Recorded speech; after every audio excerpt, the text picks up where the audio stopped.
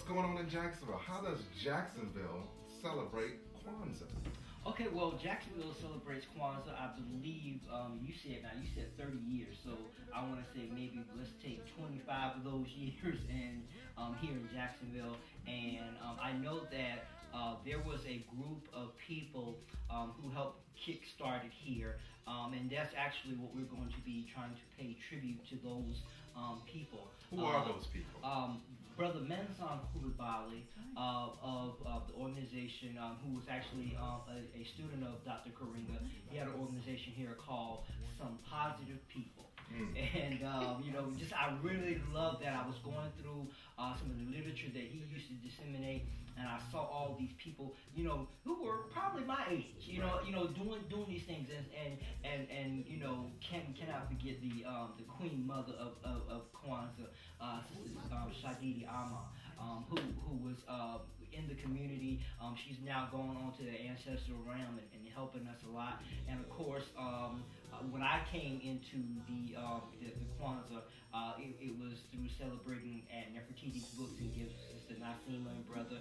And I don't believe Nefertiti's Books is here anymore. No, they're not here, but we've had many Kwanzaa, and as well, everybody knows the Kemet House. Kemet House was, and let me just say, what a great name.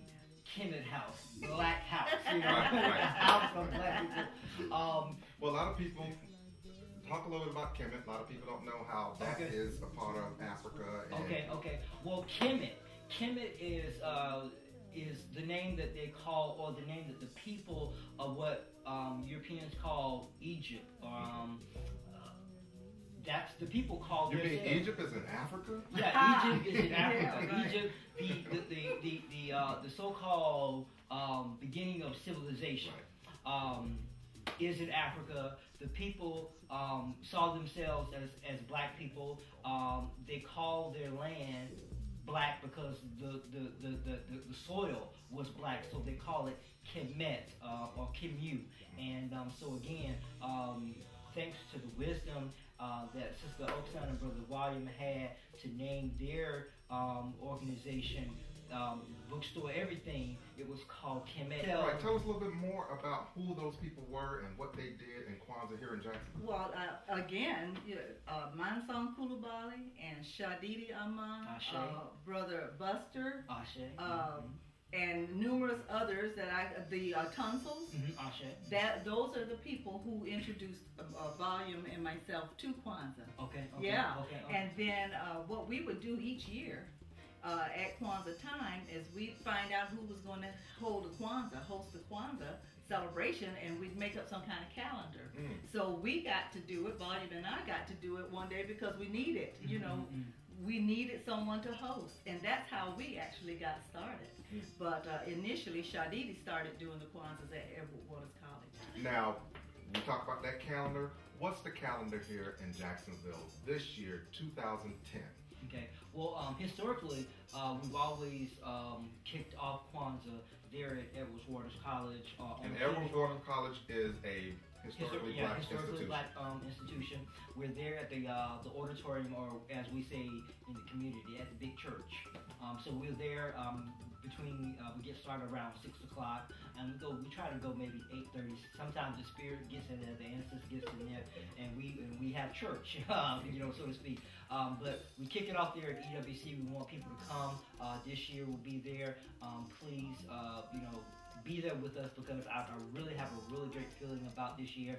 And then the following night, usually we do things at the Ritz Theater. The Ritz, which has a really good history. Yeah, they usually have a nice program, and then from there on, there usually is some places that we have in the community, but then everybody kind of goes within and do it at their home. But we're excited this year because we have the possibility. We're almost talking about already having at least 4 Kwanzaa events already booked. Well, let me plug one. The 5th of Kwanzaa, the 5th day, which is near purpose, and I believe Dr. Karinga said using our vocation to do work in our community in order to bring the people back to their rightful, respectful place, right?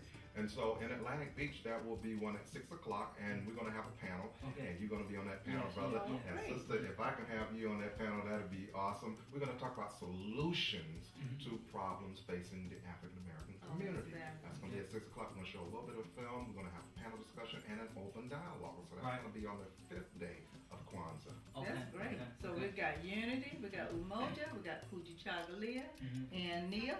Would you say? So, listening audience, this gives you the opportunity to create a Kwanzaa moment as well. Right. And the children, I know when I lived in Washington, D.C., there was a lady by the name of Nikiti Taifa. She would always have a party over her house on New Year's Eve night. That's the night that everybody don't go out drinking. They come there, she don't have any alcohol. We had the greatest time. There was dancing. The children were allowed to party with the adults. I know I went to Cuba and I saw that everywhere. And because of that, the young people, the teenagers, they made music that young people and old people can listen to year round. So they partied with each other year round. Talk about the importance of family in Kwanzaa and us having a good time and this being a wonderful holiday. Well, you know, back in the day when Shadidi and the Tonsils, Carter G. Woodson Committee put on their Kwanzaas, they would always have the feast. They would always have the feast as well. And that is so important because Kwanzaa means first fruit. That's right. That's right. And people come out when there's food as well. I mean, you would have to get them where they are. And we've not been having that. You know, because it's costly, of course. But what we can do is look into having sponsorship for the foods, perhaps, and you know, make that a part of it. But that potluck, everybody. Potluck, something. We can get creative with that. We can use our kuumba, get creative. That's right, and learn. But I'm glad you brought that up because that does get people together. Children, all ages, want to be together for food. And you know, storytelling and drums and presentations. It was just, I mean, it was an all-night thing. We would have so much fun. Wadi is the gift-giving component of Kwanzaa. And as Dr. Karinga wanted us to do handmade things or books or meaningful pieces that won't have us going out to, you know, we don't want the stores to start making their business extending Christmas. And usually what we did in our family is we give those zawadi to our children, you know, and they in turn made things for us as well. I don't know if Dr. Karinga would agree with this. I was so happy that I'd finally be able to catch after Christmas sales because I would not have spent my money for Christmas. So, Dr. Karinga, I would always get a good bargain. You use it for your benefit.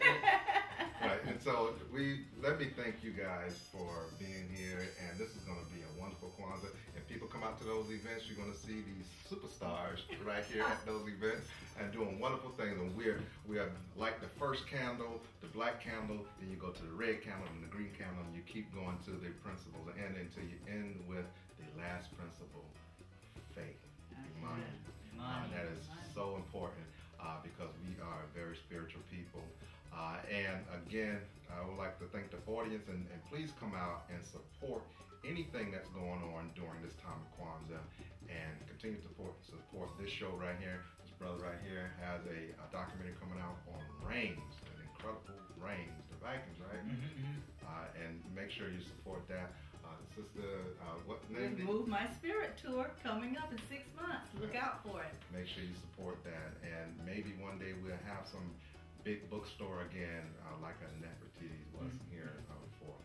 So we're signing out right here. I'd like to thank you guys again, and stay tuned right here on New Southern Strategy. All right, Alafia.